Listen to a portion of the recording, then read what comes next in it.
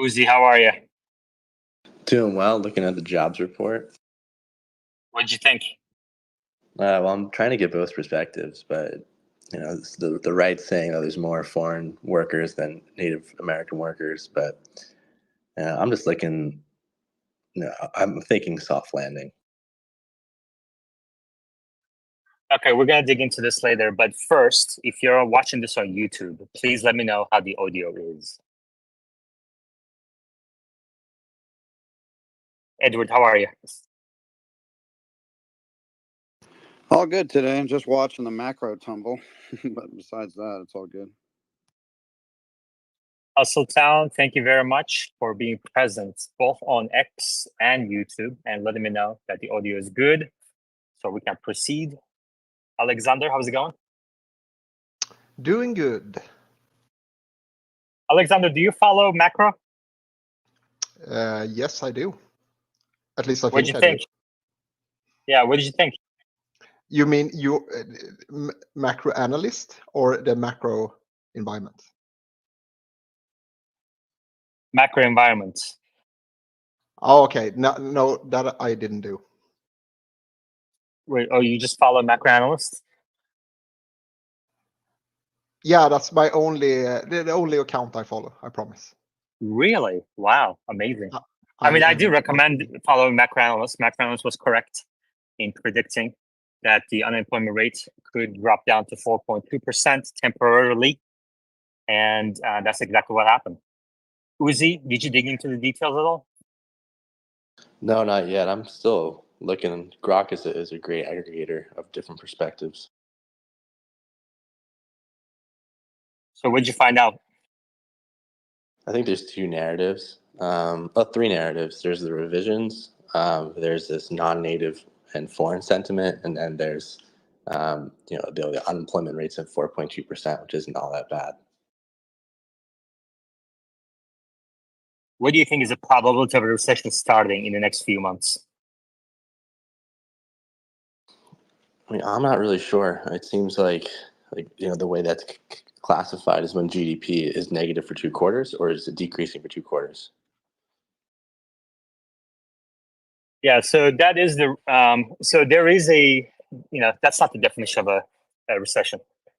The definition of a recession is a widespread downturn in economic activity as measured by employment, industrial production, consumer sales, etc.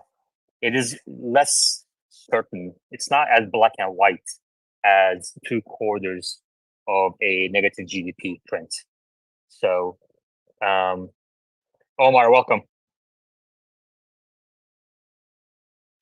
Hey. What'd you think of the unemployment report? Well, it's certainly concerning. You are seeing a continued slowing in the labor market. I think it seems like it's headed above 5%, all things staying the same. So it definitely, I think, gives impetus for the Fed to cut 25 basis points or more this month. So which one do you think it's going to be, 25 or 50? I'm thinking it's going to be a 25, but a 50 is on the discussion table. Yeah. It's going to be really interesting. I mean, this is a very unusual situation that's going on right now. We are only 12 days and less than 10 business days away from the next meeting. And the only major data point that's going to come out in the next 10 days is the inflation report next week. And we have a really good idea of what it's going to be. And yet, the markets haven't made up their mind whether the Fed is going to cut 25 or 50. And Powell was, vague about it in his speech. Joey, what do you think? I think it's going to be 25. I wish it was 50, but the fact that the Fed speaker today didn't signal anything about 50 basis points, I think tells you it's going to be 25. Yeah, there were 2 Fed speakers today. They both kind of didn't open the door for a 50 basis point. However, they were this morning, and we just got the unemployment report. So I don't know how much they may have incorporated this new data. The unemployment report was weaker. The employment report was weaker than expected. So Joey said he wishes they did a 50 basis point cut. So Joey, if they do 25, do you think that will lead to a recession? I'm up in the air, but I've been leaning that they're late for a bit now. Omar, what do you think is the probability of a recession starting in the next few months?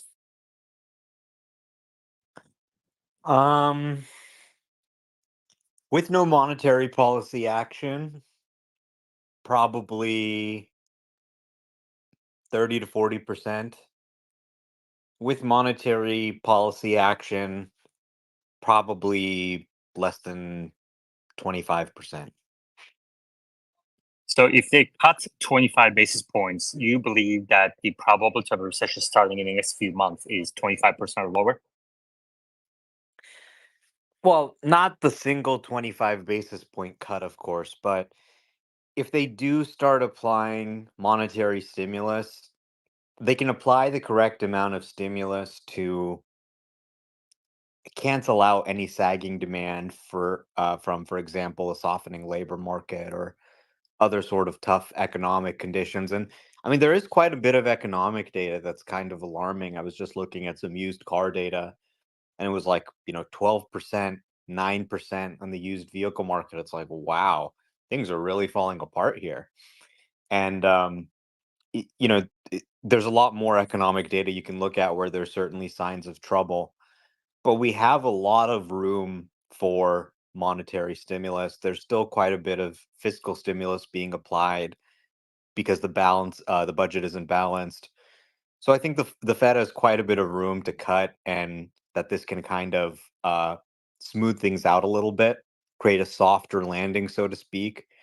And I think that as rates start to come down, you're going to have economic expectations and consumer sentiment sort of improve in that they can see that there is some easing happening there.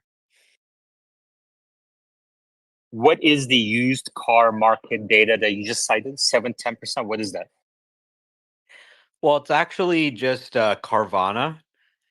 Carvana sends me these emails every once in a while where they tell me the value of my 2018 Model 3 long range. Now, I obviously sold this car many years ago for $40,000. But they still send me emails from time to time because I checked what the value would be with them. And you can see what the price of that car would be, as well as a report on other cars in the market. So today's market report, I tweeted it out, said used 2018 Model 3s up 1.7% in the last month. Used 2018 sedans in general in the California market down 7.4%. All used vehicles down 12.8%. So you're seeing a big fall in the rest of the market, but actually a tiny, you could call it flat, but a tiny little jump in 2018 used Tesla prices. So I think that kind of probably maybe speaks to people buying these cars for FSD or something, or just that they're better cars. But generally, I mean, you're seeing a pretty desperate situation in the broader auto market. Okay, I see we have Meyer in listener mode. If he wants to come up and speak about macroeconomics, he's welcome to come up. And anybody else who has a view on macro, please request to speak. I pinned at the top of your screens a post by macro analyst, a question, simple question. Do you think the recession started? Did recession start? Please reply to the tweet at the top with a thumbs up or a thumbs down. Also, next to it, would you buy a new or used Tesla today? Please reply to that as well. Omar, what's your answer to that question at the top? Would you buy a new or used Tesla today? Would I pick a new one or a used one? Yeah, the used car prices have dramatically declined. In the last 2 years, some Tesla prices are down about 60, 70% from the peak of the market in just 2 years. And I'm tracking my friends, vehicle values. Um, you know, one of my friends paid more than $80,000 for a Model Y performance with FSD, and his trading value offer is $29,700 as of yesterday. So given these tremendous deals that are going on the used Tesla market, and I'll pin at the top one of them. This is a Model Y, used Model Y for 19. So I'm starting to see Model Ys for less than $20,000 in the used car market. Would you buy a used or go with a new Tesla today? Yeah, good question. This is obviously going to depend on who you are, but I mean, the new Teslas are so cheap. You can get a Model 3, the brand new Model 3 with the rear screen and all the nice new stuff, the ventilated seats, for 33,990 after the point of sale credit. New. Okay. If you have a military discount, you could get it for 32,990. If you refer 10 people, you could get it even up to $5,000 less than that. So the new one is so affordable that this is also part of what's pushing down used prices. It used to be that a used Tesla cost $35,000. Now you can get a new one with 360 miles of range and hardware for less than that. So if you want the latest FSD hardware, it might be worth looking at. Of course, new cars see more depreciation than used cars. Your used car is going to be almost exactly the same as a new car. I mean, it's not going to have the screen in the back, it's not going to have the ventilated seats, a lot of that nice stuff, but they're still really great cars. They're still pretty much better than anything else on the market. And when you buy used, you don't really see the depreciation you see when you buy a new car and drive it off the lot. So if you're looking at the total cost as really the depreciation of the car, then it's a little better to buy used for that reason. I mean, honestly, it's not hard to find a used Tesla for under $25,000 these days. And with the $4,000 point of sale credit, that takes you to, 21,000. Of course, the older Teslas are going to be more likely to have older autopilot hardware, have mechanical issues, have whatever other issues. Although, they're very simple. They don't tend to have a lot of things that break, but obviously there's more wear and tear on a used car. So used, definitely more affordable, but the new market is offering some pretty compelling deals as well. So it really depends on what your budget is and what you're buying it for, really. Okay, good. We have Yoda on the speaker. We have a very good speaker board, and we're going to continue with this. But just a quick note, at the top of your screens is the summary for yesterday's episode. So I'm publishing daily summaries for my patrons, 5 to 10 bullet points. And if you can't catch the recording, which takes about 2 hours to listen, you can read the summary for a couple of minutes and save yourself a couple of hours a day or 50 hours a month. So this link is at the top of your screens. I highly recommend, I think this is undervalued, highly recommend signing up for Patreon and getting these daily summaries either on patreon.com or into your inbox. Yoda.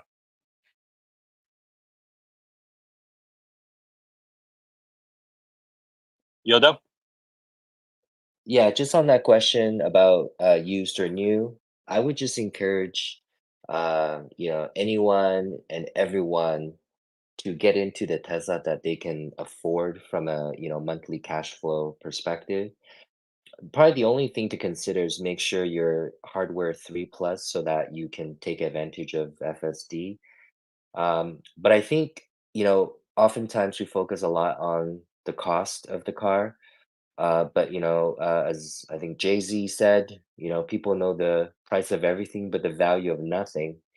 And I think once you get into a Tesla, you start to understand, you're giving safety to your family and yourself. So there's a ton of value, and so just it's not just about the price.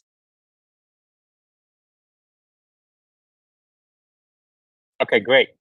Another, Yoda, anybody on the board, do you guys have a comment about macroeconomics, about the unemployment report that came out, or the new used Tesla markets differentiation? Which one would you rather? If you're in the audience, you have a comment, please request to speak. Omar, yesterday we discussed in yesterday's space, we discussed the new Model 3. We had a couple of people on the speaker board who used to have Model S's, but they bought the new Model 3. Do you think the new Model 3, given that it's a great, great value today with all the upgrades that Tesla put into it, do you think it's eating into the Model S demand? To some extent, it is. I mean, most companies will say, hey, we're saving these features for the more expensive version. So if you want all these features, you got to pay us more. Tesla has a different philosophy. They kind of just put everything on the Model 3. And that's been the case since the beginning, since the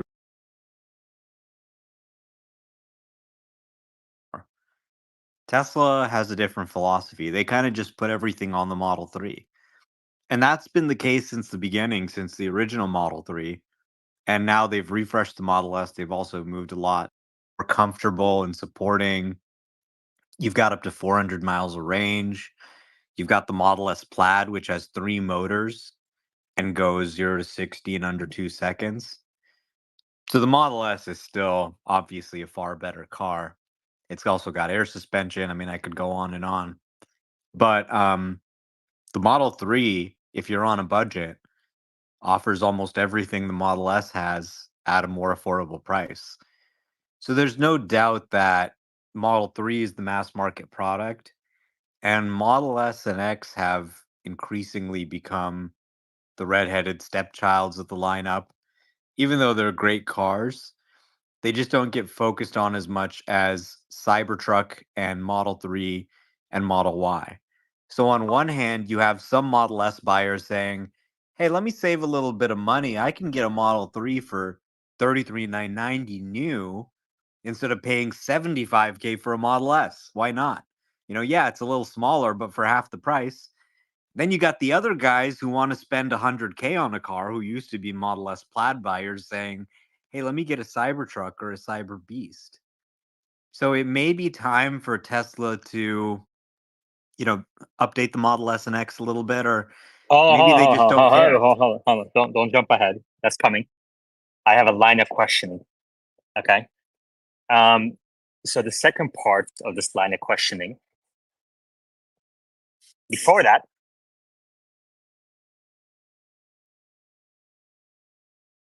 and pay more. The link to both of our sponsors are at the top of our screens. I appreciate it when people reply to our sponsors and show a word of appreciation for making this space possible. Okay. Second part of the line of questioning, Omar. Do you think the new Model Y will eat into the Model X demand in the coming year? I mean, I don't think it is really necessarily the Model 3 or the Model Y. I think it is, having some impact, but I think it really is just the price of these vehicles paired with the fact that they're older vehicles is just the reason why sales aren't as much as they used to be. I mean, obviously, the Model 3 and Model Y being available, having many of the features at a lower price, does cannibalize sales a bit. But I think that you also have a funnel of people coming out of the Model 3 and Model Y and looking for something to buy that's better. So I think if Tesla did this well, it should be a very smooth upgrade path, and they should actually see demand increasing. But I think they maybe haven't updated the vehicles enough for that to be something that's really in the front of people's mind. Okay, we have a couple of new speakers, and then I'm going to get to the third part of my question. Truth to a T. Hi, everybody. Thanks for taking my question. This is a hypothetical. I believe that the robotaxi is going to be a phenomenal business. My plan: I have a four-car garage. It's actually a two-car that I can fit four cars in. I'm getting ready to remodel it, put some air conditioning in there, and I'm thinking. What's your question in 10 Oh, words or fewer? sorry. I'm thinking about buying four Teslas, probably two Model Ys, two Cybertrucks, and saving them until that time that the robotaxi fleet is launched. Is that smart?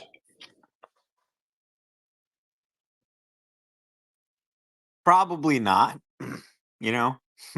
So you're just going to end up paying for four car payments, four insurances, and they're just going to be sitting there not being robotaxis.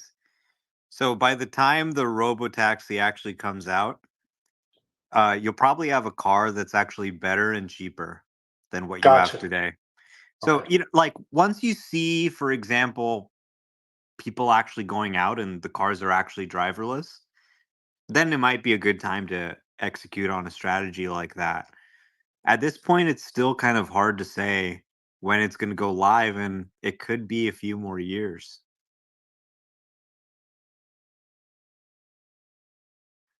Daniel. Hey everyone. Yeah, I didn't really want to ask a question. I just wanted to give a little bit of input for 5 seconds regarding what we said before. We do have to consider that EVs are still a rapidly expanding market. So thinking about if the Model Y is eating some of the Model X sales, I just think it facilitates people to actually get into Tesla. So yeah, that's all I wanted to say. Yeah, first-time speakers are limited to asking questions. 10 words or fewer. Your questions start with the question words, which are what, when, where, who, why, how, which, and doing anything else is against the rules of the space. And I hate to be a stickler about it, but people need to start sticking to the rules of the space. Alejandro. Yes, for the person who mentioned about buying the four cars, my only comment would be if you were to buy it today and pay the full price of FSD, I'm thinking by the time it becomes Robotaxi, the FSD would be a much higher price. So that will be my only comment that makes it maybe not such a bad idea. Okay, thank you. When autonomy Omar. exists, you'll be able to put your car on the robotaxi network with zero upfront payment. You won't need to buy FSD for 8,000. They'll just take a bigger share of your revenue. Okay. I mean, this is a few years out, right? Do you agree? It could be. It could happen sooner, but that's a safe assumption, I think.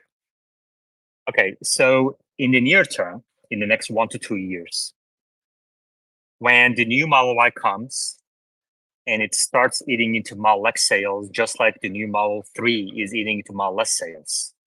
I mean, Tesla's barely selling any Model S today, in my opinion. And from what I can tell from Pro's numbers.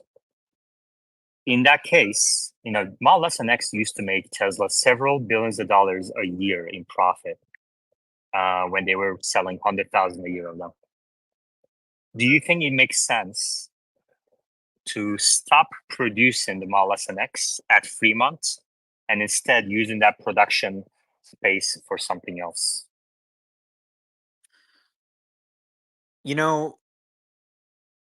What they need to do is redesign the Model S and X, an entirely new ground up Model S and X based on the 3Y platform. And to sell that new Model S and X that can be made more easily, made in Shanghai, made in Berlin, made in Fremont. Well, maybe that would be, too many factories, but made in more places. So, what we've really seen in the EV market is that you've seen, for example, Audi e-tron and Mercedes EQS and Rivian R1S and R1T come in, and they've actually come up with a product that has some better qualities than Tesla, right? So Tesla software, Tesla experience, FSD, obviously way better than anything else.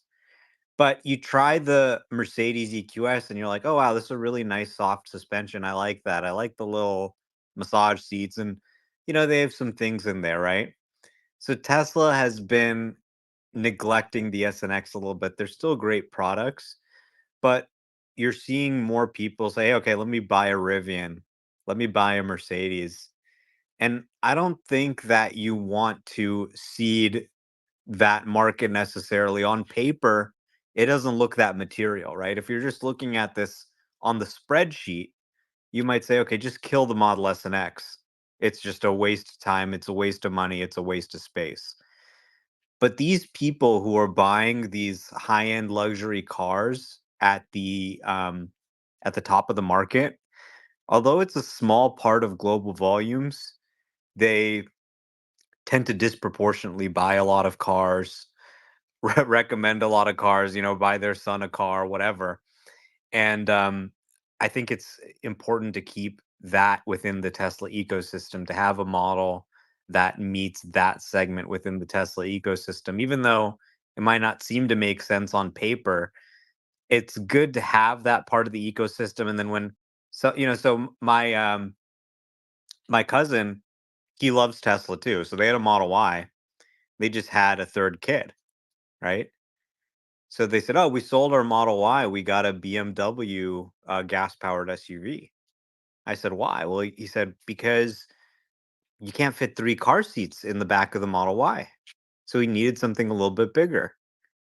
And so there should be a Tesla that they can upgrade to that fits in that slot. A Model X 6 or 7 seater, to keep them in the family, right? It's super obvious. You have all these Model 3 buyers. They grow up a little bit. Maybe they're making a little more money in their career. They have a family. They just want something a little bigger. So give them that upgrade path through your lineup. Um, and maybe it's easy to say that and not so hard to spend billions to actually do it, but um, it does seem like a missed opportunity to have a higher end version of the Model 3 and Model Y that's, as much as double the cost or more. And I think, people would actually pay for a lot of these features. Like, these vehicles are honestly so underrated. The Plaid, the 3-motor drivetrain, is like insane. 400 miles of range. It's really nice, but not enough people are even looking at these because they don't feel like the company cares about these vehicles as much.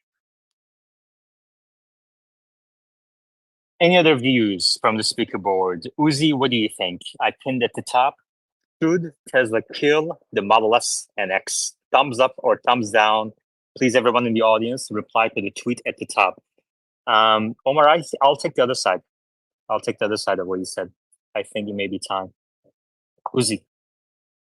Well, this might sound quite speculative, but we have until 10:10, and once 10:10 drops, we'll know if there's a Cybervan, which will cover the 6+ seats question.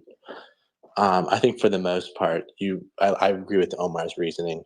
An upgrade path.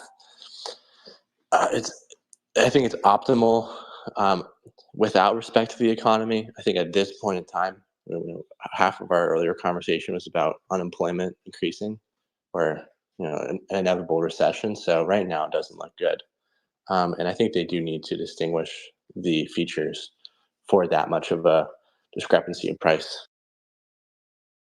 Alejandro. Yes, I agree with Omar. I would my take would be that Model X, I would like it to be a little bigger. I have friends that have not bought a Model X just because it's just slightly bigger than a Y, but it's not really big enough for them. The 7-seat capacity is really it's a little bit small on the back. So instead of making just a brand new vehicle, if they could expand that one a little bit, and also if Omar, if you can mention or you can update something that was related to the minivan, I think that they will unveil.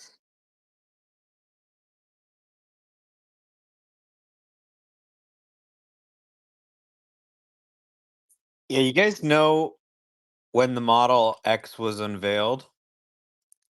February 6, 2012. Okay. It's been 12 years. When they unveiled it 12 years ago, having like a crossover format that was a little bit bigger than the Model X, or sorry, the Model S, was what you could do with an electric SUV. Well, guess what? Technology has progressed a lot in the last 12 years. What they really need to do with the Model X is take the Rivian R1S and copy that, but in a Tesla way. That's what the form factor needs to be. So that's what I would do if, money were no object. Isn't that the cyber SUV? Yeah, maybe you could do a cyber SUV and That's what that I'm could saying. Do a mm, cyber SUV, get rid of the Model X, free up yeah. all the production capacity, the space at Fremont, modernize the production line, build something else, maybe Optimus, Yeah. maybe something else, Yeah, and yeah. also like free up thousands of people that are working on it right now. Well, I don't care if you kill the Model S and X if there's a replacement that's better. Like, for example, if we've got a cyber SUV, then sure, we don't need a Model X maybe. Yeah, that's what I'm saying. But right but right now, I mean, the longest range Tesla is the Model S. The fastest, best drivetrain they make, it's the Model S and X. But it's not That's selling. what Elon, yeah. I mean, it's what Elon drives. My dad has one. He's been driving one for 10 years.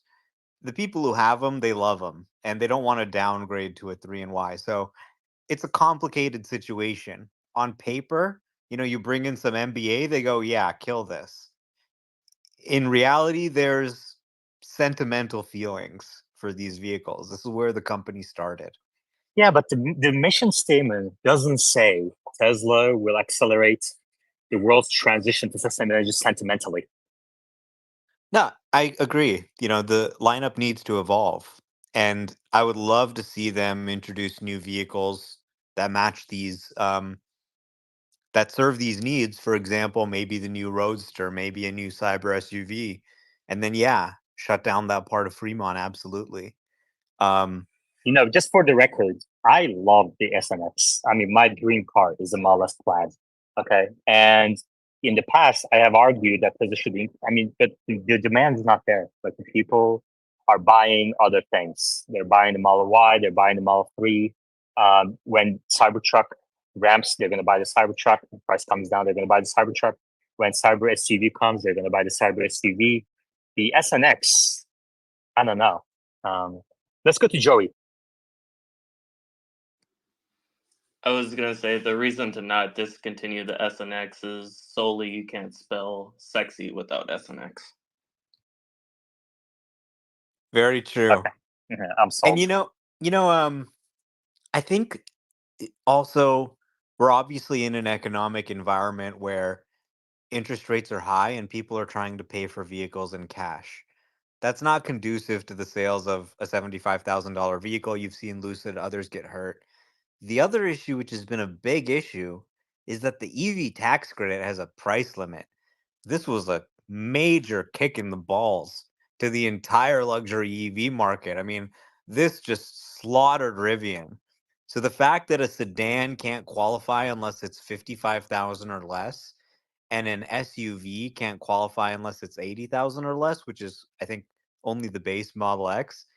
A lot of sensible people, even wealthy people who could afford a $75,000 car, know it's just would be dumb to pass up the opportunity to take the tax credit if they qualify. And so they go for a Model 3 or Y that qualifies rather than an SRX or a Lucid that doesn't.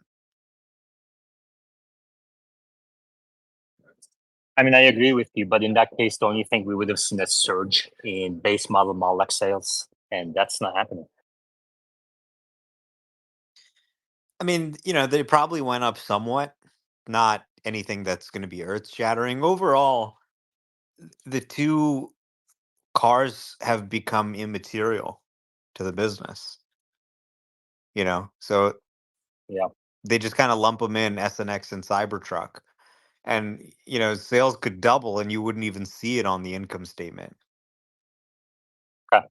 Cyber Rob. Yeah, sorry if I missed it, but Omar, did you say why you personally would prefer a Model 3 Performance over, say, an S Plaid? I would prefer an S Plaid, obviously.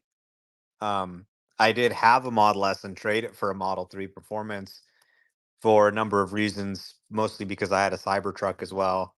But I mean, I would love a Model S Plaid. I am working on convincing my dad to trade in his Model S long range with hardware 3 for a Model S Plaid with hardware 4. So they better not discontinue it before we get the Plaid. Once we get ours, sure. But that car is amazing. If you haven't driven it yet, literally insane. Okay, we have a lot to talk about. So let's final comments on this topic. Tesla Doctor. I'm sure everybody remembers Cadillac, and what killed that brand was trying to become mainstream, and they came out with all those crappy cars in the 80s to try to have numbers. The S and X are supposed to be exclusive. Okay. Any other comments on the tweet at the top? The tweet at the top got a lot of thumbs down. I mean, people are passionate about the SNX, but when the new Model Y comes, I think Model X sales could be crushed. So I guess we'll see. Any other comments from the speaker board on the topic at hand? Otherwise, we're going to change topics to Waymo.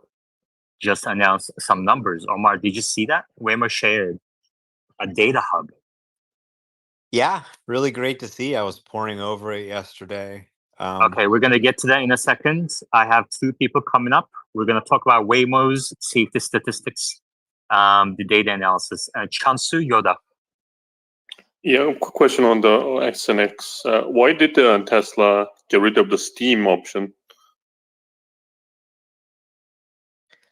Because it was useless.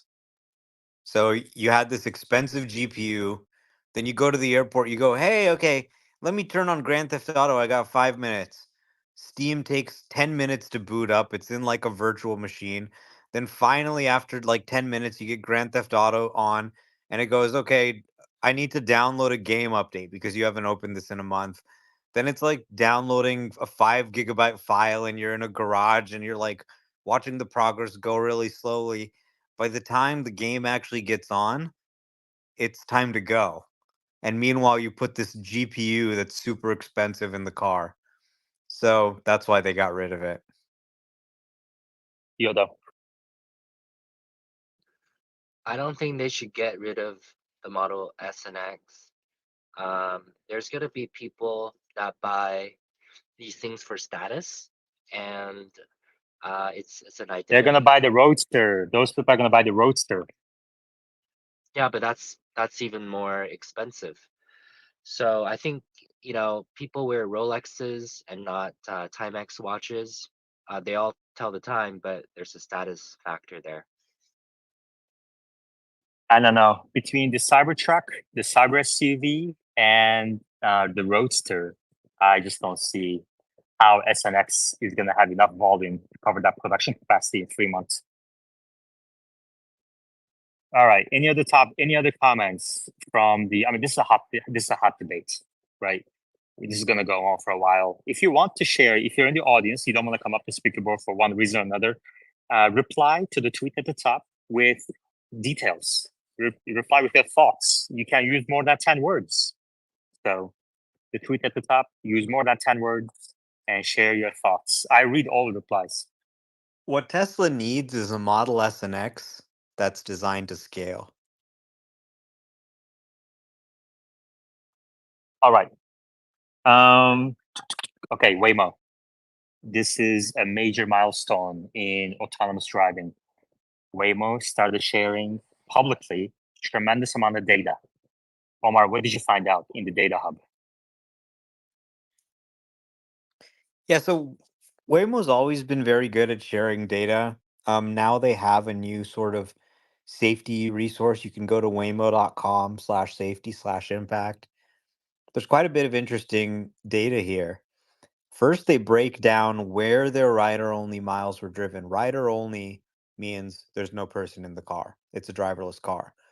Now, it's worth noting, a lot of people don't know this, 75% of Waymo's miles driven have a human behind the only miles. and they have about 22 million miles. So 22 million driverless miles. Out of that, Phoenix, Arizona accounts for 75% of those miles. And this is historical all-time miles. So Phoenix accounts for 15.4 million miles out of the 22 million. 6 million comes from San Francisco, Los Angeles, 855,000 miles, and Austin, 14,000 miles. And a lot of this data, Waymo's only looking at San Francisco and Phoenix, and they're only sharing data from San Francisco and Phoenix because they say the Los Angeles and Austin data is not yet statistically significant. If you want to be a little bit of a cynic, you could say, well, it probably doesn't look as good, and that's why they don't want to show it. But um, Waymo really breaks down their crashes in a few different ways, which is interesting. They break them down in terms of police reported crashes, injury causing crashes, and airbag deployment crashes, right? So there's a lot of nuance in this data and how it's reported. Police reported crashes, a lot of them aren't really reported to the police when it's a human driven collision and a human driven collision. So they reported a 48% reduction in police reported crashes for the miles they've driven, or 48 fewer police reported crashes. They reported 73% less injury causing crashes, so 46 fewer crashes, and 84% fewer airbag deployment crashes. Those are the most severe crashes. So really they're saying, okay, yeah, we do have some police reported crashes, but most of them didn't cause any injuries at all. And most of them were not severe crashes. They didn't lead to an airbag deployment. So 16 fewer airbag deployment crashes in Phoenix, 10 in San Francisco. So right away, I mean, I'm kind of, it's kind of interesting to look at the scale of this compared to Tesla, right? So when you have 22 million miles, I mean, Tesla's driving more than 22 million miles every week. And 22 million, that's the driverless miles they've done in all their history. So the scale is really different. And then, when you look at Waymo saying, well, we think we prevented 48 crashes. And that's great, 48 crashes, but you really start to see the power of Tesla's system. If you go to fsdmiles.com, which is my website, it estimates the number of miles and the number of crashes prevented, and it's currently at 646. So you start to see that even a system that isn't as good, right? Let's say that it only reduces airbag deployment crashes by 50% rather than 84%. But if it's on millions of cars rather than 100, the raw number of crashes prevented is actually going to be far greater. So that's why Tesla's incremental approach is really important. So then they compared the Waymo driver to human driven on airbag crash deployment rates. They said, for example, in San Francisco, it was 1.79 airbag deployments per million miles traveled, whereas the Waymo only had 0.17. And the highest metric is police reported crashes. There's a police reported crash for Waymo in Phoenix every 2.4 million miles, or sorry, 2.4 incidents per million miles, whereas the human driven is 4.3. So there is, there is a little bit of interesting comparison happening here. Because if you look at Tesla's data, they say NHTSA says there's a crash roughly every 690,000 miles. And some of these metrics for Waymo are as low as, for example, 370,000 miles between police reported crashes, right? Because if there's 2.7 incidents every million miles, that means it's roughly 370,000 miles. So if you just look at it based on that, you'd say, wow, they're actually crashing more often than the national average for humans, which is 690,000 miles. But Waymo says, no, no, no, you have to compare not highways, not other things that we don't do. You have to just compare humans in San Francisco to us in San Francisco. So that's where there's a little bit of hand waving going on. How they do that human comparison and the adjustments they're making, and they're saying, okay, well, here's the police reported crashes, but most of those the airbag didn't go off. Clearly something happened if the cops got called, right? So obviously they're trying to make themselves look better, but the results are real. There really is a reduction in injuries and crashes and airbag deployments from Waymo being there. I think you can say that pretty definitively. A lot of people have studied this. You can really say, okay, what is the impact really? Are they maybe exaggerating a little bit? But I think it's pretty clear that the fact that it just drives like a sane person, it's super careful, it has better sensing than a human, adds up to an experience where less people are getting injured. Yoda, what do you think about what Omar said?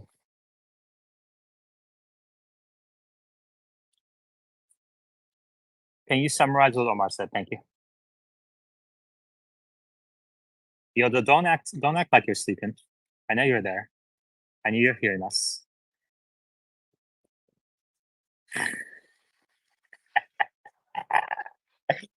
I know my speakers so well. Well, Omar, thank you very much for analyzing that data for us. Obviously, this is going to be something that we continue to look into. It's very good for Waymo to have shared all this data. The highlights that I picked up was 84% fewer crashes when airbag is deployed versus human drivers in those two cities, San Francisco and Phoenix. Okay. And this is over 22 million rider only miles, 84% fewer crashes with airbags deployed, 73% fewer crashes that cause an injury, and 48% fewer crashes where police was reported. Police reported crashes. Uzi. I wanted to know if we've seen some reports on X where like a Waymo's driving on the wrong side of the street. Would that be considered a police report, or is that different than what Waymo's looking at? No, unless it crashes, it wouldn't be counted. Yoda. Yeah, I just want to give a shout out to Waymo.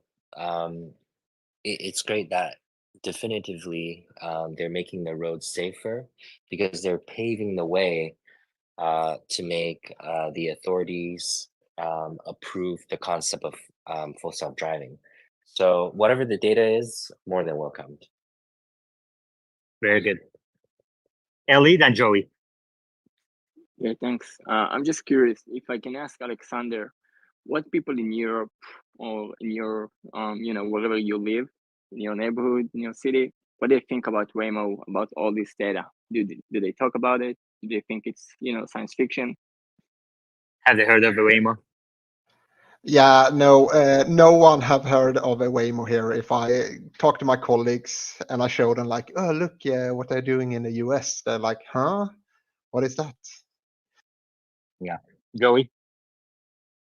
Yeah, Andre Karpathy had a really good line of Tesla has a software problem and Waymo has a hardware problem, and the software problem is way easier to solve. Yeah, I mean, one of my Seeking Alpha articles from 2017 basically said the same thing.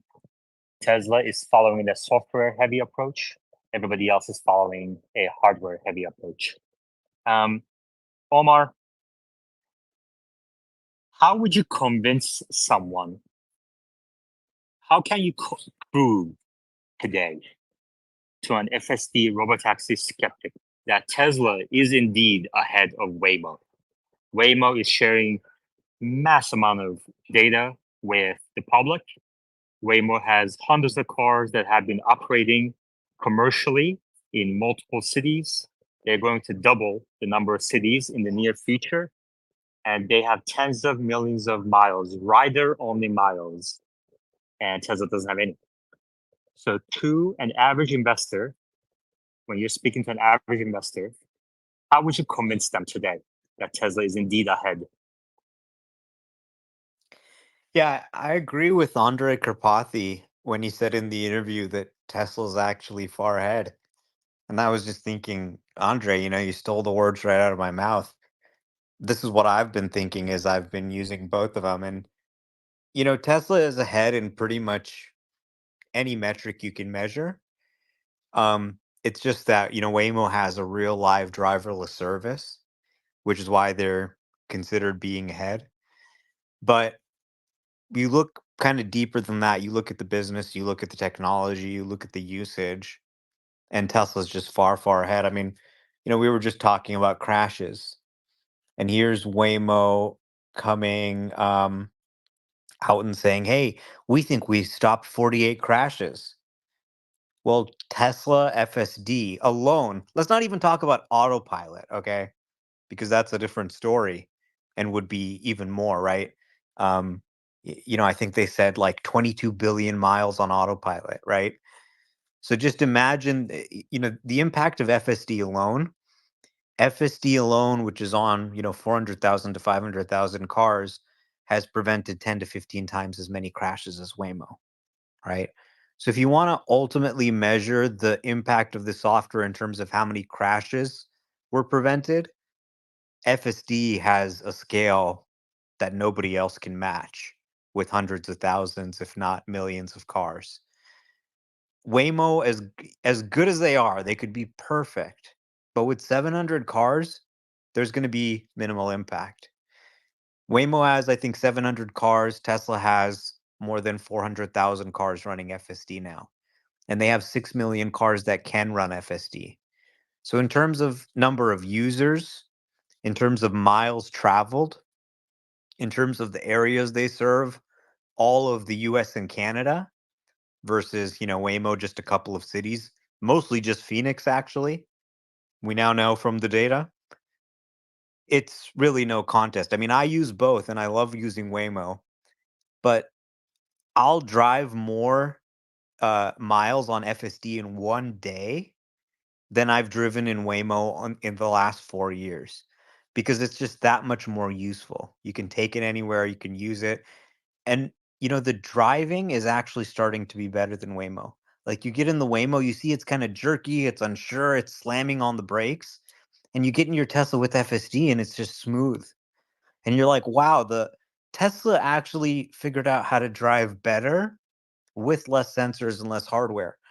And then let's not get into the business. Waymo is obviously burning billions of dollars, and Tesla has a profitable business that's generating billions of dollars. So really, the illusion that, okay, this is driverless, this is so great, they're so far ahead. When you start to kind of peel back on that a little bit, you realize, wait a minute, there's quite a few remote interventions. And, I've posted them, especially in tough areas, especially in Los Angeles. It does require remote monitoring or interventions. They still haven't solved that problem of just creating a car that can just move around and just look at the world without any assistance. There's a ton of people supporting it in the data center, giving it hints when it gets confused, watching what's happening, and obviously, mapping it out, making sure it doesn't go outside the geofence. It requires that to run. So really, you're just going from supervised in the car to, okay, it's now good enough. It can now avoid crashes well enough that we can move to remotely supervised in the data, Alex- in the data center. Alexander. Yeah, when we talk crashes, if I get rear-ended and I didn't cause the accident, does that still count? Yes. As a matter of fact, that's the majority of the crashes. It makes up about 30% of the crashes in the FSD autopilot dataset. And the Waymo dataset makes no determination of fault. It's just raw crashes, regardless of who's at fault. That's a very good question, Alexander. Thanks for clarifying that, Omar. Very important point. Lauren.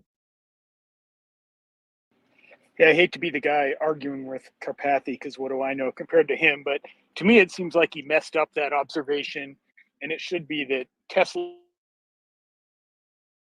has a software problem and Waymo has a hardware and a software problem. That, the way he said it makes it sound like Waymo has the software all figured out, but if that were the case, we'd be seeing it in a lot more cities. And I think they got bigger problems than just the hardware cost.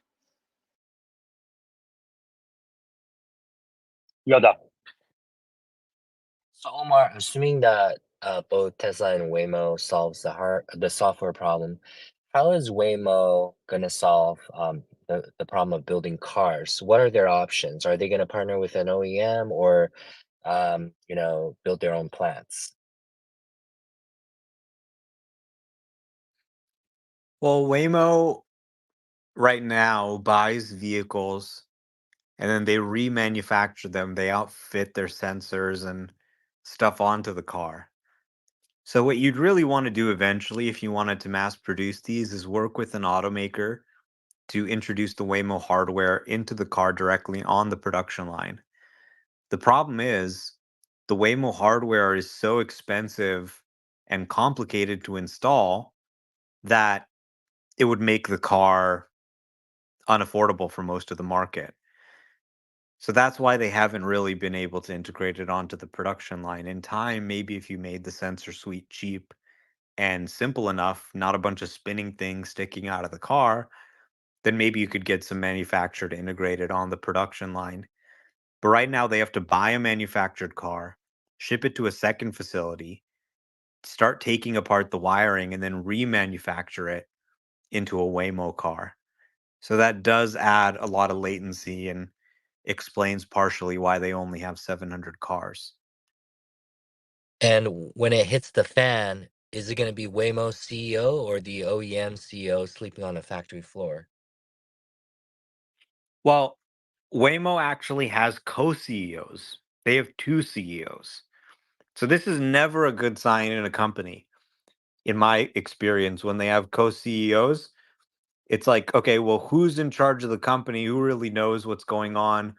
Who are people listening to? Who's setting the vision? If you guys can't even pick who the CEO should be, how are you going to pick the strategy of the company? And these sort of co-CEO situations, they don't tend to move as quickly as founder-led companies, in my experience. So that is, I think, another negative for Waymo, and part of why I think, they're a pioneer, but being the pioneer doesn't necessarily mean you're going to dominate the market. GM was the first to come up with an EV, the EV1. How many EVs is General Motors selling today?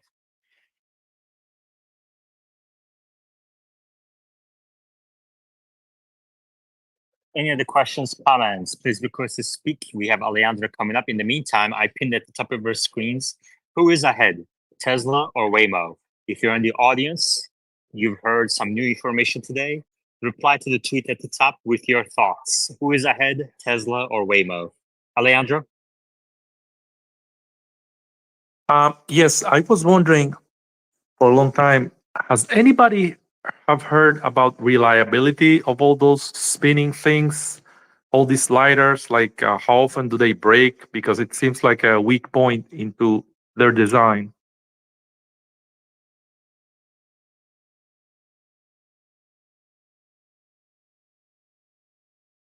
Omar, do they still have this spinning stuff on Waymos?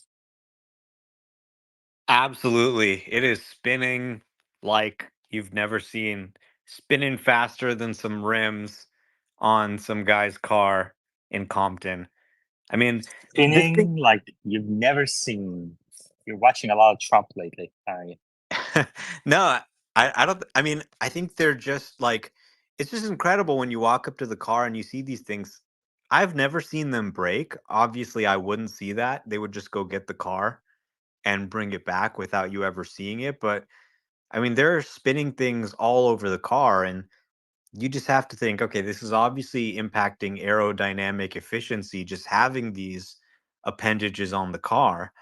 But then it also takes power to spin these lasers and to shoot the laser and to process the signal from the laser. All of that's going to add up to a robotaxi that gets less range on a single charge than a pure vision system. Thank you. Yoda, Alexander, Edward. Yeah, and the other problem that Waymo's gonna face is China. Last time I checked, they didn't like Google too much. Well, humans are really good at spinning things. We have been doing that for a really long time. So the spinning mechanics, I don't think there's any problem. And also, you can tell if a motor or like a bearing starts to go bad before it crashes. Thank you, Alexander. Edward. Yeah, I was wondering if there's anything positive. I've never been in a Waymo, so I was just wondering if there's anything positive that Tesla could learn or have learned from Waymo's experience that could actually, help them, get there faster.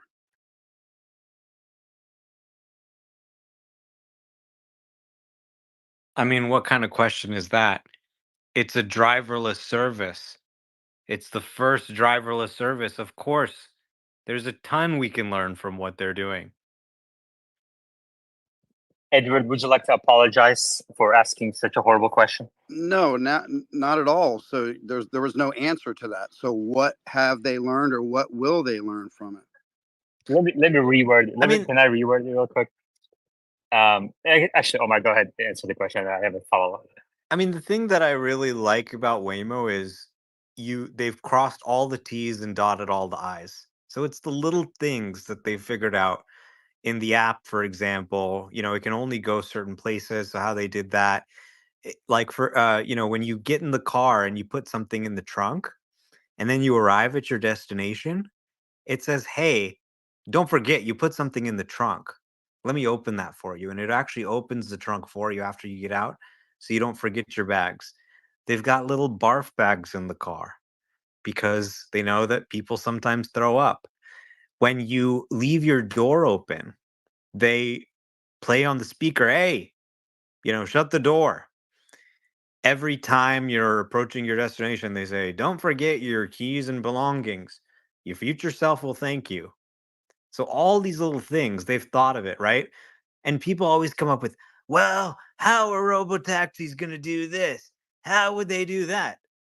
Well, it turns out there is nothing that they can't do. It actually works. And it's really good to be able to just say, "Well, here's how it works. Here's how it's actually working in the real world today." So they deserve a tremendous amount of credit for being pioneers. I mean, they were working on self-driving cars since before the Model S even existed. Alejandro. Yes. So one question that I have is on Waymo, because there is a lot of whining sometimes, or myself, I see that the Tesla has problem managing gates, especially the ones that are just like a little arm going up and down. Does anybody know if Waymo deals with that? Like it gets inside of communities? Because I took Waymo and I know that it made me walk certain distance for the location that it perceived as the best location, not where I wanted me to be picked up. Any information about that? Exactly. That's a great point. People go, I had to disengage for a few seconds to go through the gate. The Waymo says, "I'm going to drop you off 10 minutes away. You go walk the rest of the way because I can't get through that gate."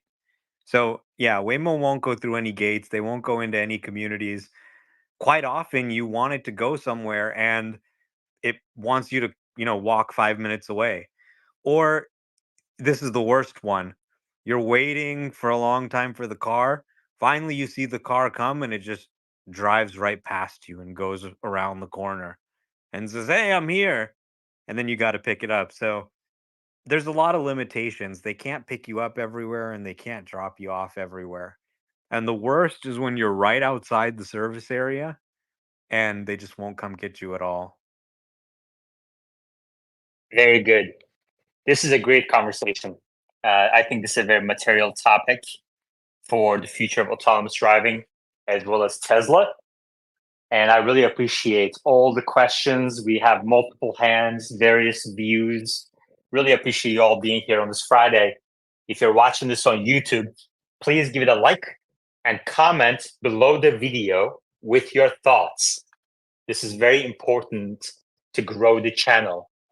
Ads revenue, membership revenue from YouTube pays for this space. It makes it possible. Appreciate it, everybody. Edward. Yeah, I think to that point where you were talking about, Waymo only being able to pick you up certain places and dropping you off, that's a massive restriction. Waymo, it just shows to me that Waymo will never be able to door-to-door, end-to-end situation for anyone. So it'll be dropped. Waymo will be dead, in my opinion. Then just because of what you said, it just shows that nobody's really going to use it unless they have to go like 1 minute from one business to another business. It just becomes a useless Well, product. I use it all the time. Instead, whenever I need to call an Uber, I call a Waymo instead if I'm within their service area.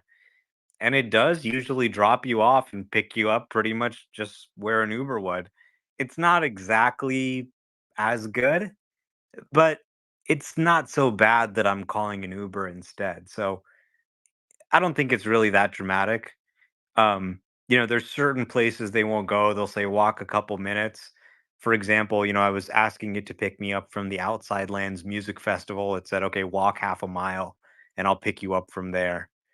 So things like that. But generally, it's good enough that you still prefer calling an autonomous car because you have the car to yourself. You can blast music. You can rap along, sing along, scream out the window. You can say messed up stuff that you wouldn't want to say in front of a human driver with your friends. The driver never cancels on you because it's a robot. There's a ton of benefits of autonomy that make it worth putting up with these slight annoyances that Waymo has today. And by the way, they're always getting better and always removing these restrictions. We're going to take 2 seconds to everybody imagine Omar in the back of a Waymo with his head out the window screaming wildly like a madman on the streets of San Francisco. Edward. Yeah, I was just going to ask the price parity. I don't know what the costs. I mean, I know it's San Francisco versus Uber San Francisco. What is it? Very similar in pricing strategy? The pricing is broadly similar to Uber and Lyft. There's, it's around the same, maybe even a little cheaper. Sometimes maybe, $1 more expensive, but it's within that price range. And that pricing is set by really the market, not their costs. Obviously, they're losing money on every ride, but they're just trying to make it sort of the same price as Uber and Lyft. And in San Francisco, that can be anywhere from $8 to $10 a mile.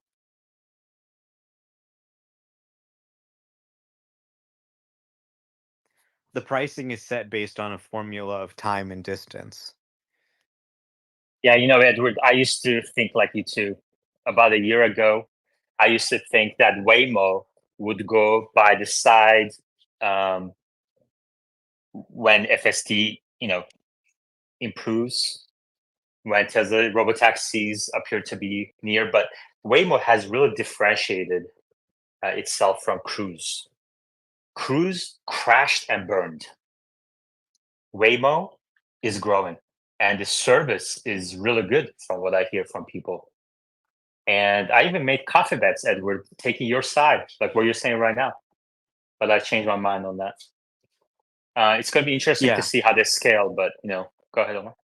I mean, I think many companies like Cruise and Aurora and Too Simple and many others did have that fate.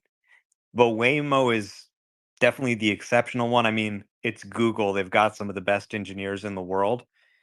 And the service really is good. It's a driverless service where you can take it and it will do it perfectly every time. It'll get you there, no interventions, no scary moments. You won't notice you're just on your phone.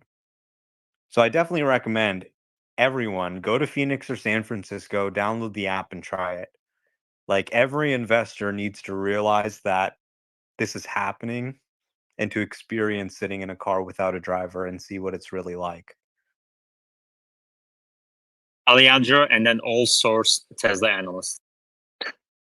Obviously, I don't take too many Waymos, but since you get them so many times, have you realized, because they say, okay, no intervention or this many miles, no intervention. When you're sitting there, if you're paying attention to the ride, have you felt like if you were on a Tesla, you would have intervened just because, let's say, it just didn't make the right turn on the right location and just went to the next street and, finally kind of resolved the issue? Is it possible they just do not intervene, but if you were in a Tesla, you would have intervened? How can you, what can you say about that? You don't even think about it, okay? You're thinking about what's on your phone, not what the car's doing. They map out everything and they pick a perfect route that's easy, that they're going to nail every time. There's no surprise. There's no, oh, I didn't know that right turn lane was there. They've mapped out the entire city and they're only picking routes where it's going to nail it every time. So you truly have the experience of, I don't care. It's just doing everything perfectly. And there are times when it messes up, right? So, for example, I was in the Tesla parking lot and I said, come pick me up. It couldn't figure out how to get out. So the car just got stuck. So they phoned home to Waymo HQ and they said, hey, I'm stuck. What do I do? And your screen will actually display a message on both Waymo and Cruise. On Waymo, the message says, our team is working to get you moving. And sometimes they'll even call you and talk to you about what's happening on the phone through the Waymo speaker. But the call center can basically go in and say, okay, this is what the car needs to do. So long story short, even if there is an intervention, you may not even notice. You may just be on your phone and the team in the remote call center will give it the instructions to get back moving. Let's go to all source Tesla. All source Tesla, you may unmute yourself and go ahead. Hey, Yaman. Am I allowed to pontificate, or do I have to ask a question? I think I know there's Your first time, right? First timer? Yeah, sure. Ask a question, 10 words or fewer.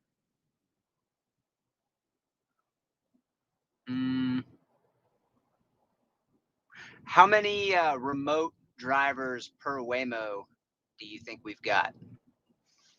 Omar. That's a great question. I'd say probably less than one per car.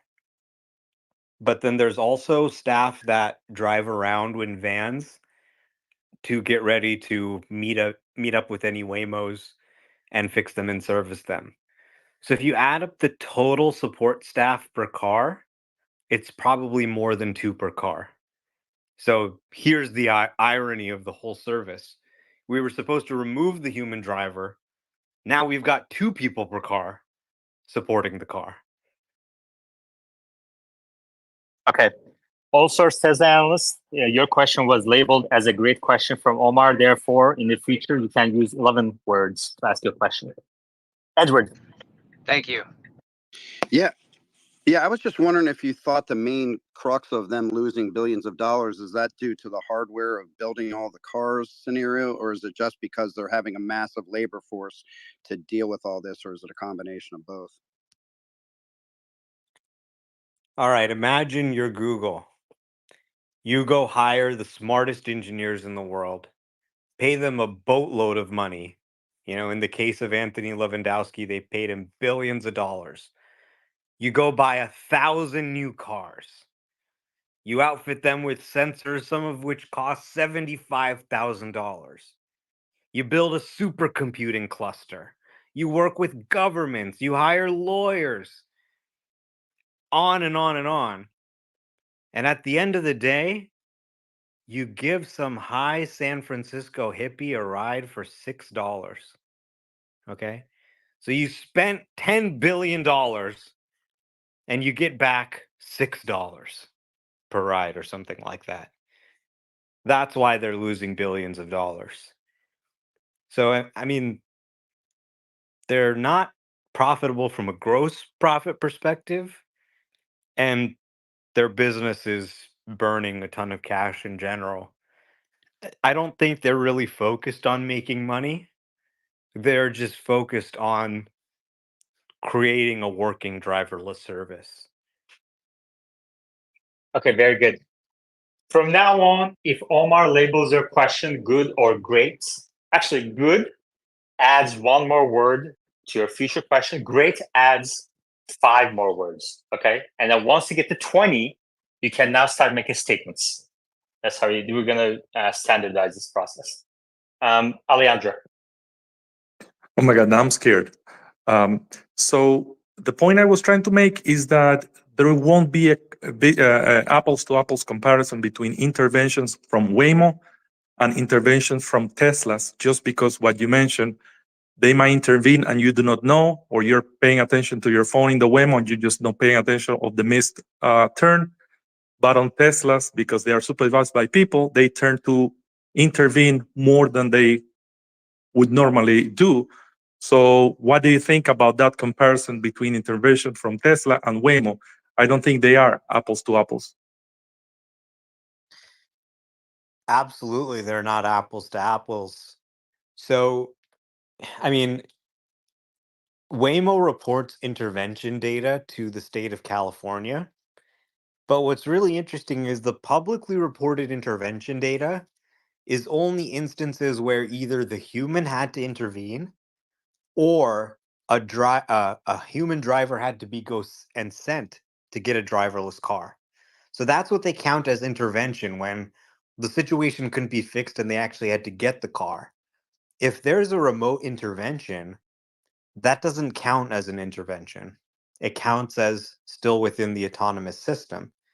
Now, further complicating this matter, Waymo's written a recent blog post about this, is the fact that most requests for remote intervention are solved by the car. Something like 75% of them are solved by the car before the human gives an answer. So it's really asking for intervention quite liberally. And sometimes the situation resolves itself even before it gets an answer. Very good. Edward. Man, this is a great conversation. Edward.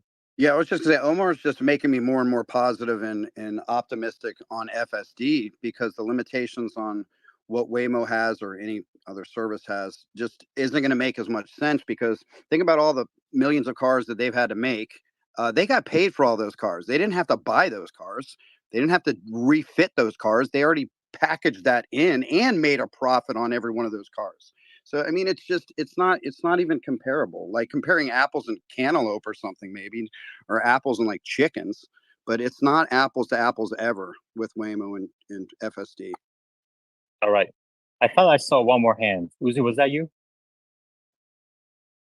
I have a question, but my hand wasn't up. Okay, what's the question? Somewhat speculative, but I'm wondering what's the timeline for getting to L4 with Tesla, because that's the Fudster's biggest argument, that Waymo is L4, and the robotaxi fleet won't start until, I guess, that regulatory approval. We'll tell them that Tesla's now driverless in parking lots under 5 miles an hour. That's a great segue to the question at the top. Let's talk about some ass. Omar, what would you rate that ass today out of 10? At the top, audio. Actually, you know what? Let's go to another speaker first, because when Omar responds, everybody starts kind of coalescing around that response. So let's go to Alexander. What would you rate that ass? That ass looks really good. I wish I had that ass here in Sweden, but actually we have Swedish ass, and that is also really good. However, we have Summon in Sweden, actually. So I wonder if Tesla maybe will be pushing this update to Europe as well. I really hope so. Okay, good. Man, I cannot participate in these jokes because I'm at a coffee shop. But if you're in the audience, based on what you've seen, what you've heard about the actually smart Summon, please give a rating at the top. If you had it on your Tesla today, or if you on your car today, would you use it? Or would it be a party trick for you? So reply to the tweet at the top and share your thoughts. Omar, what do you think? What would you rate it today? And how quickly do you think it's going to improve in the future? I would give it a 7. It's very good. Um, needs to be longer range. Needs to not require continuous press. Needs to maybe not always reverse for forward visibility. But it's a great start, and I think the team is working on rapidly improving it. I actually got a DM yesterday from the chief ass man at Tesla, the guy who was responsible for ass. And I had tweeted something about Mobileye, and he was like, Mobileye sucks. These guys are the worst. Everybody who works with them hates them. They just have the completely wrong approach. They actively sabotage the process. I was like, wow, okay, tell me how you really feel. So we were talking about Mobileye for a second, and then I just said, oh, ass is amazing. And he said, well, thank you. The team's working really hard on addressing some of the feedback and making it even better. And I think they've got some big improvements coming up that they're going to ship. So I think it's going to get even better from here. It's very impressive. It's absolutely going to be a reason that people subscribe just to try out the Actually Smart Summon. I mean, it's just too cool. When you get a new Tesla and you get that free 1-month trial of FSD and you see what Actually Smart Summon can do, it's going to be hard to cancel that subscription. And it's only getting better from here. Man, so many reactions on the speaker board, but if you listen to the recording on X, you're not going to be able to see those reactions. But you can watch on YouTube where you actually do see the reactions. You can pause, rewind, fast forward on YouTube. The link is in my bio. Hustle Town. For me, I think it would be a party trick. I would use it and I would probably record it with nobody in it, much like Omar and the rest of the guys. But my wife, she's been looking at the videos much, much more. And for her, it becomes more of a utility. In Texas, we get torrential downpour all the time. Sometimes it's super, super cold. Sometimes it's super, super hot. She would love to have that thing roll up right to the front of HEB or somewhere close so that we're not blocking the intersection or whatever. But she's like, I will use this all the time. So I think it's more than just a party trick. Yeah. And you're not kidding about those downpours in Texas. I mean, yeah, it's crazy out down there. Alejandro and then Alexander. Yes, on the quarterly calls, the term or the idea of starting a robotaxi service on geofence areas are usually being shut down by Elon Musk all the time. So the term regulatory approval and geofence, I'm not sure how much they overlap, but the question is, how much do you think Elon Musk reluctance to say we're starting in a geofence area because statistically they know that they can handle much better areas than others? How long do you think, or how much do you think that's going to push back the start of the robotaxi service because of the, let's not call it geofenced? That's it. I remember the first thing that I did when I bought my Model 3 Performance in 2021. I drove to a parking lot, sat my ass in the back seat, and pushed the app to steer the car. And I recorded it and pushed it out on Instagram. And my friends were like, "Oh, is it self-driving now?"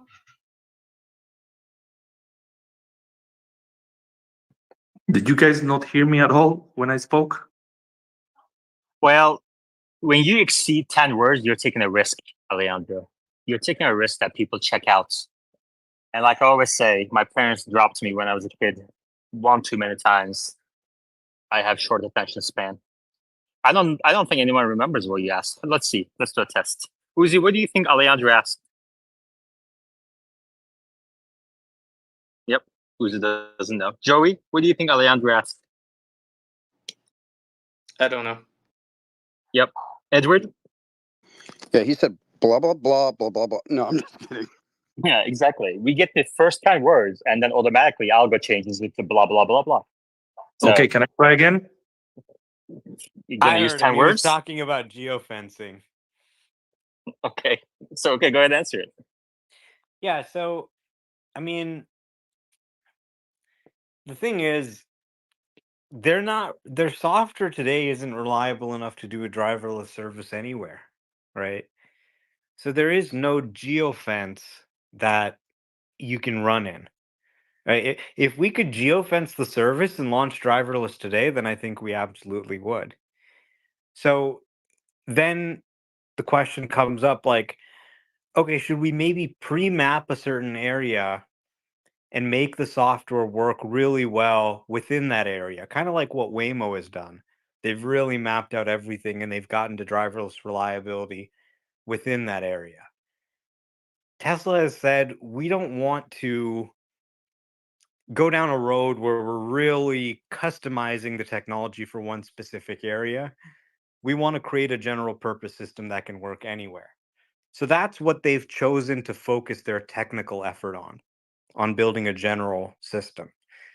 Now, in terms of deployment, once you have that general system, if you're going to receive regulatory approval uh, to deploy it, there's going to be boundaries on that regulatory approval.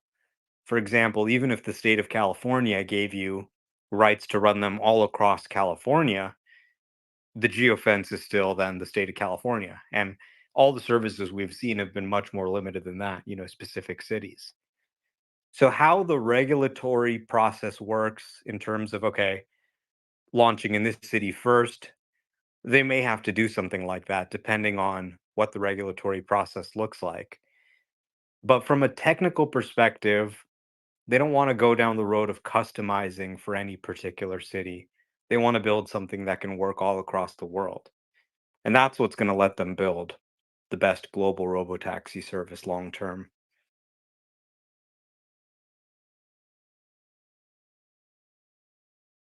Okay, great. Great conversation. We're gonna switch topics to the stock price and Q3 predictions. But before that, quick shout out to our sponsors. The links are at the top of our screens. I encourage people to support our sponsors. They make this possible. Joa.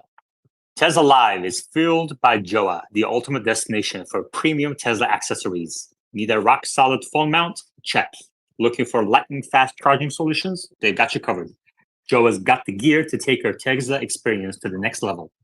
And because you're part of the Tesla community, Tesla Live community, Joa is hooking you up. Use the code TSLA Live at checkout for a special discount. Thank you, Joa, for supporting the Tesla community. And our second sponsor, Paymore. Are your old electronics collecting dust? Visit Paymore and turn them into cash. Paymore buys, sells, trades, and recycles electronics because Paymore believes the best technology doesn't have to come at the cost of your planet or your wallet. Visit one of the 100 stores near you or visit paymore.com. The links again are at the top of our screens. All right. Omar, stock is down 7% today. What the heck is happening? Yeah, it looks like there's a broad pullback in the NASDAQ, some worse than others. Nvidia's down, Apple's down, Tesla's down, Microsoft's down, Amazon's down, Meta's down, Netflix is down. So I bought a couple shares today. These are generally good days to buy when everything's just down because, some economic data came out or something and people are feeling bearish.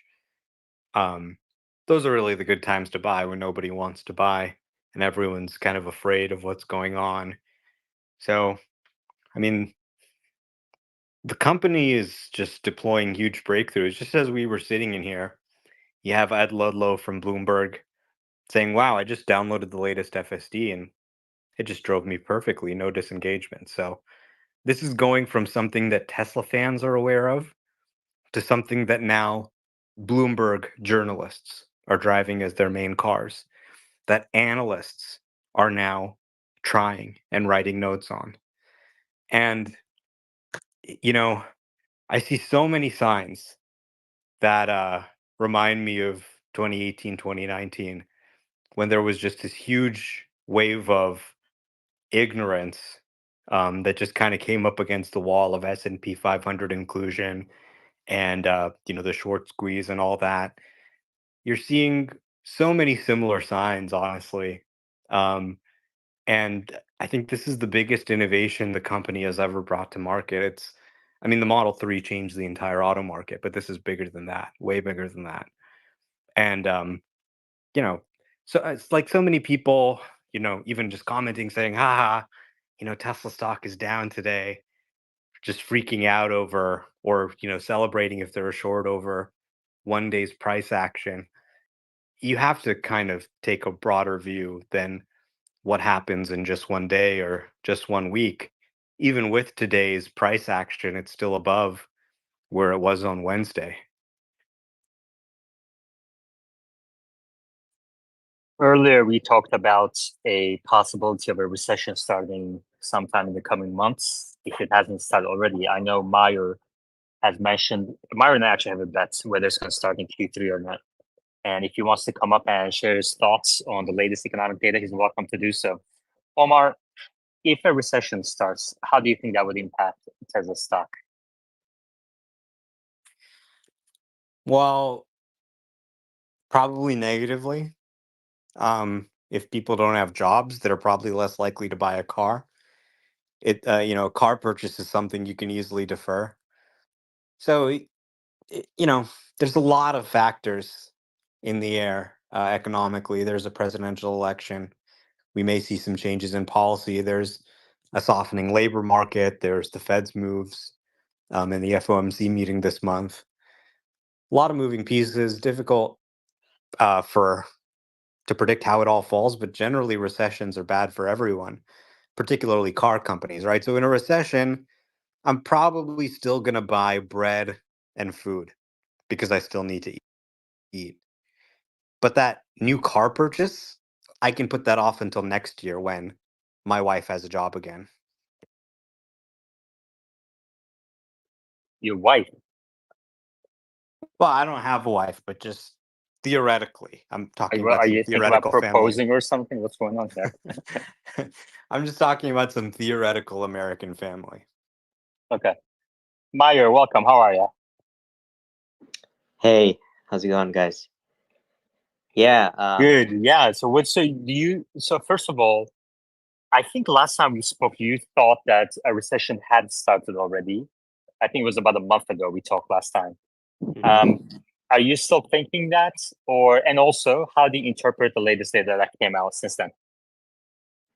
Yeah, I think we're in recession right now, and it's rarely, it's not easily detectable. In the beginning, it never is. In 2008, we actually had positive, job growth for the first half of the year, and then the same thing happened in the 2001 recession, back when the dot-com crash happened.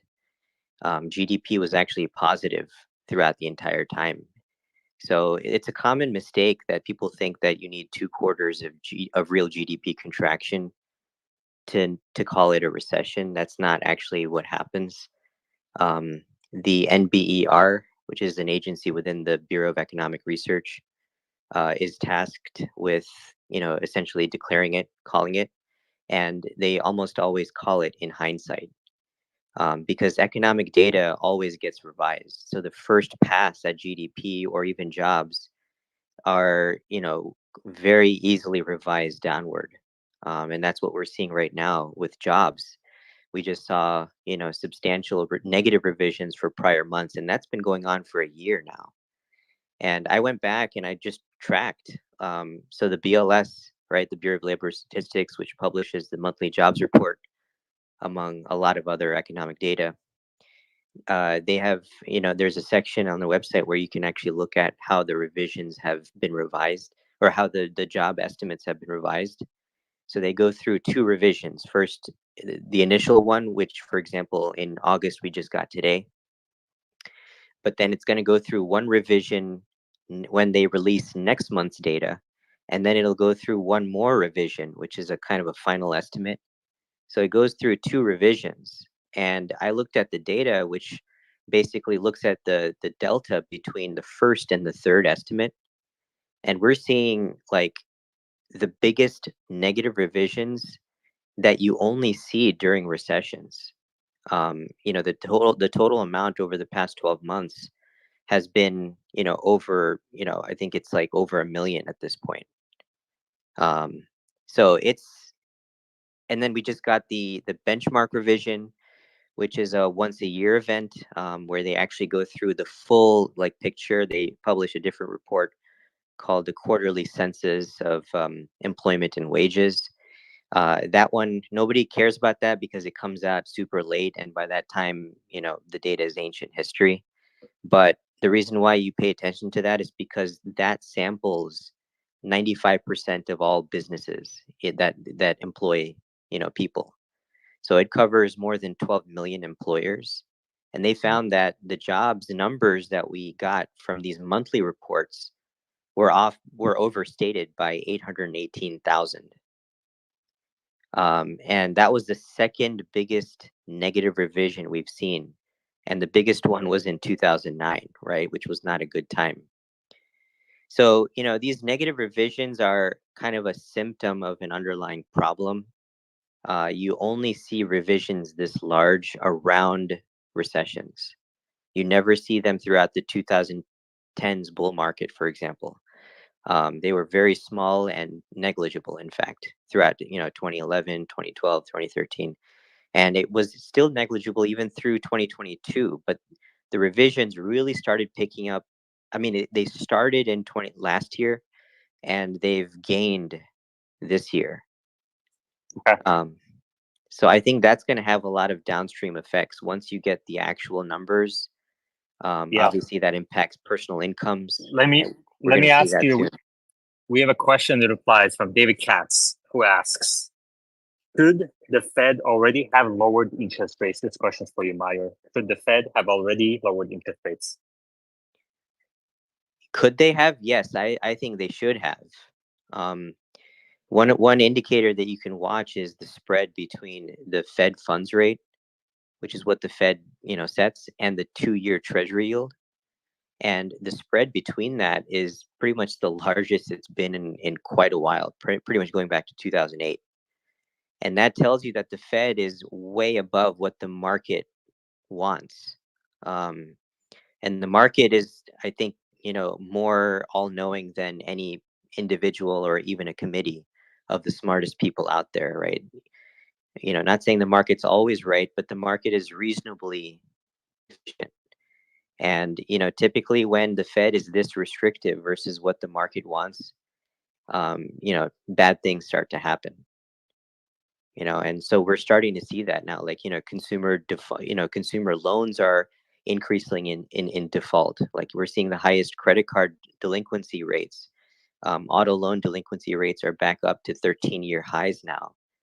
So I think this is emblematic of what's going on, and it's been masked, I think, partially because of the strength of the stock market. But even with that, 35% of the S&P 500 is dominated by 10 companies, which is an all-time high. That blows out, the dot-com peak of 99, when the top 10 explained about 30% of the index, and it got up to 35. Yeah. All right. So I pinned at the top the question again: did the recession start? So Meyer says yes. And I would appreciate if everyone in the audience could reply to the tweet at the top and share your thoughts. Joey, I see you're reacting as Meyer speaks. Do you have any thoughts? I know you follow this topic as well. Yeah, I agreed with a lot of what he said. I guess I'm in the rolling recession camp, so I could take the other side too. And I guess I would just argue that, like we've already kind of been in a recession for housing and high priced goods. So I think that when we officially enter a recession, we'd probably see the first relief with lower financing rates for vehicles. Okay. Meyer, question for you. So since you believe, the recession has started and the Fed is behind the curve and it's still very restrictive monetary policy, have you adjusted your portfolio in any way? I mean, yeah, I do trade a portion of my Tesla. So Tesla typically is about 60% of my entire net worth. It's been that way for years. Well, it was higher before, but that was because I had lesser of a net worth. But yeah, 60% is kind of where I keep it. And then I trade a third of that. So I can swing between 40 to 60% of my total assets in Tesla. But then I also have, right now, I have a pretty big short on the NASDAQ, which I started last week. And I've been trading in and out of that as well. So that's What been the percent of your changes. portfolio is that? That's big. What percent of your portfolio is that? Yeah, it's half of my Tesla position. So it's a big Wow. one. Yeah, it's a big one. How did you go about shorting it? So I have it's an ETF called QID, which is 2x short NASDAQ. Oh wow. I've been Okay. building this. I don't know if anyone's been following me on X, but I've been very nervous about recession for a while, and I've been wrong when it comes to the market outcome. But leading indicators keep getting worse. Like you keep seeing data that keeps coming out, and things are moving in the wrong direction. Unemployment, for example, crossing above, the 3-year moving average. Every time that's happened over the past 60 years, we've been entering recession. And then, like right now, for example, there's unemployment actually went down slightly, very slightly this month versus last month. But if you use the U6 unemployment rate, which actually counts both total people that are unemployed and people that are working part-time for economic reasons, meaning they just can't find a full-time job, so they're forced to work part-time. So that's what you would call someone who's underemployed, right? That affects economic decisions too. Just because you're not unemployed doesn't mean that you're doing well, right? So, if you look at the U6 rate, which counts both of those, remember the unemployment rate is only looking at people that don't have a job. But this U6 number looks at people that don't have a job and are working less than what they would like to. That number is 7.9% now, and it's up almost 100 basis points over the past year. Every single time these types of unemployment rates move this much, it's an indication that things are going to get a lot worse, because that's the nature of unemployment. It doesn't just rise a little bit and then come back down. When it crosses a certain threshold, like the SOM rule says, 50 basis points from the low, the 12-month low, it cascades, it escalates, because it's a domino. Yep.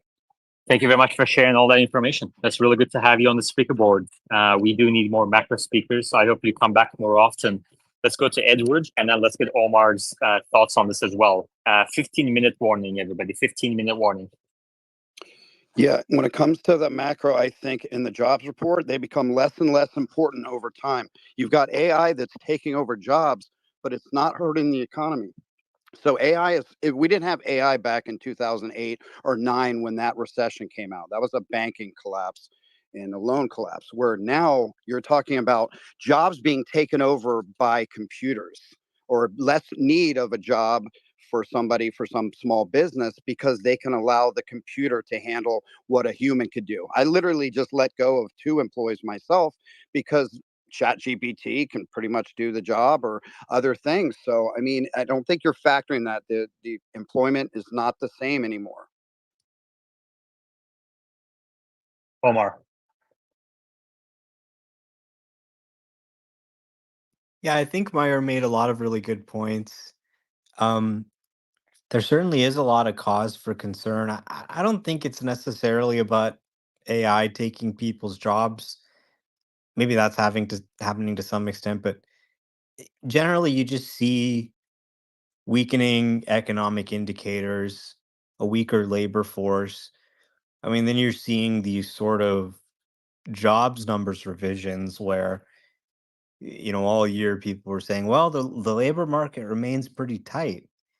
And then you kind of look into it and you're like, well, okay, turns out that was an illusion. And just sort of anecdotally, you talk to people, you look at things like used vehicle prices, you talk to people who have honestly left the labor force because they couldn't find a job.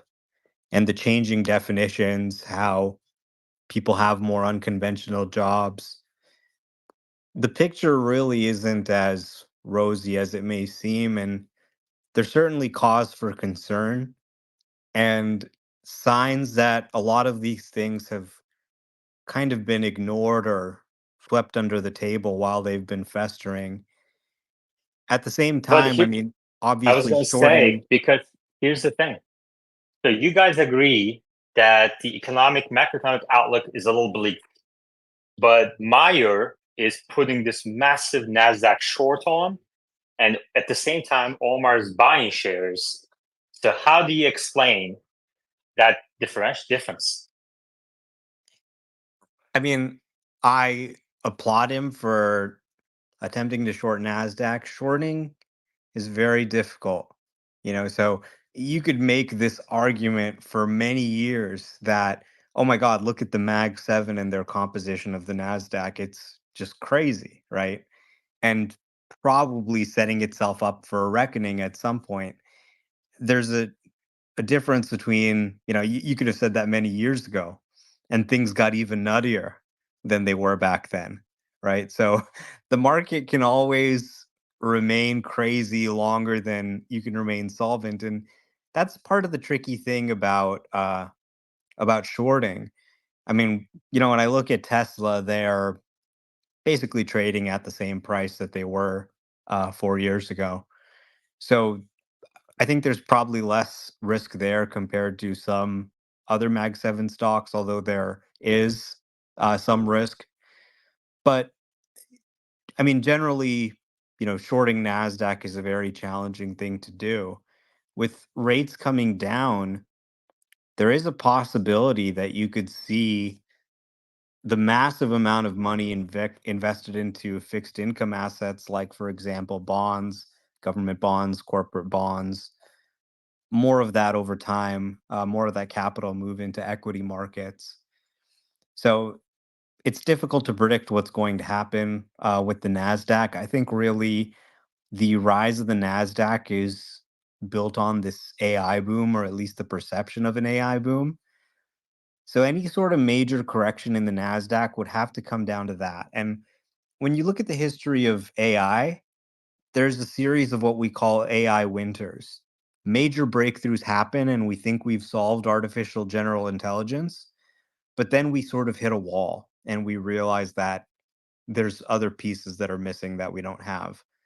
So is this like that, or is that different? That's really going to determine what happens with the NASDAQ.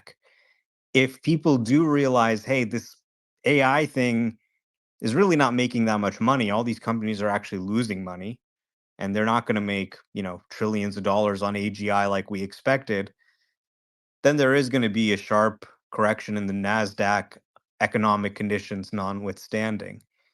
However, if they do actually have massive new cash flows coming in, then today's valuations are going to look cheap.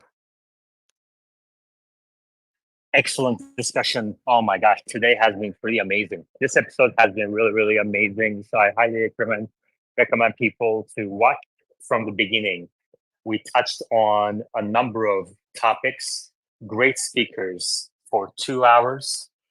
You can go back and rewind, pause, watch on 1.5x, whatever suits you, on YouTube. So I highly recommend doing that as well. The link is in my bio, and I'm going to tweet it out later on. Lauren. Yeah, I'd be curious on Mayor's opinion on a scenario where, like, say he's completely right, we're already in a recession, we figure it out soon, but it turns out it's about the time we're figuring it out is when the Fed starts slashing rates. everyone thinks like, we're coming out of it. It was a short recession. And then all of a sudden there's this huge refi boom with everyone. There's been a lot of forced savings where no one wants to refi because they're stuck in these great mortgages. All of a sudden everyone's refiing. All those personal debt and credit cards and all that start looking a lot better because they're paying them off with home equity. They start buying cars. The economy explodes. It seems like a pretty likely scenario to me. I'd be curious what Mayor's thoughts on something like that would be. First of all, is it mayor or mayor? Well, the actual way to pronounce it is Mayur. Mayur. Okay, Yeah. got it. Yeah. Go ahead. Yeah, I mean, that's going to happen as rates come down. Everyone's going to refi. There's some demand, there's incremental demand that gets attracted to that. But for example, in housing is in a tough spot. Mortgage rates have already come down an entire percentage point. I think it's even more than that at this point. But we haven't seen a pickup in activity. Housing starts are down, building permits are down. So, the initial phase of this, especially as unemployment rises, that's the key, to all of this, is, incremental economic activity is dependent upon jobs, right? And jobs, in turn are a function of overall, production. And so as manufacturers continue to, slash production, and then services even, there's different surveys like ISM services. There's also the regional Fed banks that, measure services in their different regions. I'm watching all of that, and even the regional Fed branches are showing that employment, anticipation, meaning future employment plans, are in contraction now within services. And services are like 60% of the economy now in the U.S. So the trend, I think, is clear, that we're getting, we've passed a tipping point where jobs get scarcer, and if that's happening, then even if you have lowering, reduced rates, that's not enough to offset the loss of demand, because so many more people are unemployed, and that's why we're seeing rising delinquencies. How could it be that we have such a strong economy with only, back then it was only 4% unemployment, even less than that, and yet we saw delinquencies rising? So delinquencies are at 13-year highs and trending higher. And then you look at personal incomes, right? There's something called real personal income, which is one of the 6 indicators that the NBER looks at when declaring recession. That's at all-time highs, right? But then if you look at real median household income, that's been going down for 3 consecutive years, and we're going to get an update to that next week. So, the top income earners are doing fine, as they always are. And that's what skews that total personal income upward. So we all think that, oh, everyone's got money and wealth is rising continuously. But, on the median, which is a lot closer to the ground reality, that's been heading down for 3 years. So we'll see what happens next week when they update that. I'm definitely going to be watching it like a hawk, and I'll tweet it out as well. But the trend is not good, I think. If I jump in and respond, thanks for the answer. I guess interesting perspective. My pushback would be, in my opinion, for investment stock market, personally, I feel like you can almost ignore the bottom 75% of earners in the country, because the top 25% have all the money. And if they're in a position where they're doing good and all of a sudden they can tap into that home equity, to me, that says stocks are going up, even if poor people are screwed. But Okay. I don't have a crystal ball anymore. Thank you. Else. Thank you. Mayur, requesting prediction. What do you think the Fed will do on September 18, 25 or 50 basis point cut? And if you were the Fed chair, where would the interest rates be today? They're probably going to do 25. And if I was the Fed chair, I would I would go according to the Taylor rule, and the Taylor rule would suggest a Fed funds rate of 3%, which is way lower than where it's at right now. Okay, thank you very much. Omar, we have a couple more minutes left. Let's leave on a positive note. So why don't you close the week off for us after this doom and gloom macro talk, although I think it's very realistic. Give us some hope. Well, the economy will go up and down. It's the business cycle. That's what they call it. It goes up, it goes down, it goes up, it goes down. So it's kind of just a fact of life. But we really are living through an incredible time in history. As much as people want to say AI is just a bubble, things are changing really rapidly. I mean, they're now able to fold proteins with AlphaFold. LLMs are transforming productivity. Things we thought were impossible in computer science just a few years ago are no longer impossible. They're now trivial. Self-driving cars, something I've been dreaming of since before I can drive. I now have access to a driverless service in San Francisco and Los Angeles. My car can now drive me hours without intervention. So I do think AI will save us. I think that this is going to be a boom for the economy, for people's standard of living. And, when you listen to people who were at Jackson Hole, they said everybody at Jackson Hole was in a good mood, right? They weren't scared about some economic disaster. They were all kind of patting themselves on the back and saying, hey, we pulled this off pretty well. Because even though there is a little bit of softening in the labor market, there are quite a few concerning signs. The amount of room we have in monetary stimulus should soften this landing. And while I agree with Mayer that we may be in a recession right now, it could be the type of thing where by the time we figure out we're in a recession, it's already over.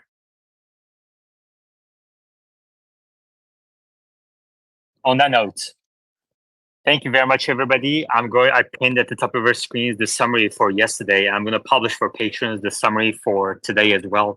It's been a great discussion with great speakers. I highly recommend people listen and watch the entire thing. I'm going to post the relevant links in a few minutes.